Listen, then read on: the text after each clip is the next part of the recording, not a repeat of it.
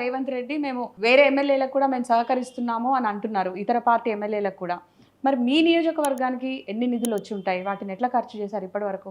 ఏం నిధులు ఇస్తున్నారండి? ప్రభుత్వం హైదరాబాద్ని గాలికి వదిలేసింది, పట్టించుకుంటలేరు, నిధులే ఇస్తలేరు. నా నియోజకవర్గమే కాదండి, ఎంటైర్ సిటీలో ఏ నియోజకవర్గానికి డబ్బులు ఇస్తలేరు. ఎందుకంటే ఎంటైర్ సిటీలో ప్రతి నియోజకవర్గంలో బీఆర్ఎస్ పార్టీ ఎమ్మెల్యేలు ఉన్నారు, వాళ్ళ ప్రాతినిధ్యం లేదు. అలాగే కార్పొరేటర్లు కూడా 70% మంది ఎక్కువ ఇతర పార్టీల వాళ్ళే ఉన్నారు. 70% మంది వాళ్ళ కార్పొరేటర్లు తక్కువ ఉన్నారు.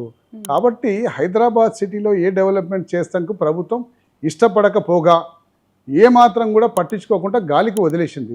ఇప్పుడు ఎంత చేస్తుండండి? ఇప్పుడు దాదాపు అధికారంలో వచ్చిన నుంచి ఇప్పటిదాకా ఈ 2 సంవత్సరాల్లో దాదాపు 2 సంవత్సరాలు 20 నెలలు కావాల్సి వస్తుంది. ఈ 20 నెలలు దాదాపు ఒక 200 కోట్లన ఇవ్వాల్సి ఉండే. ఓ 30-40 కోట్లు ఇస్తే ఏం సరిపోతుందండి? ఓ 30-40 కోట్లు ఇస్తే సరిపోదుగా.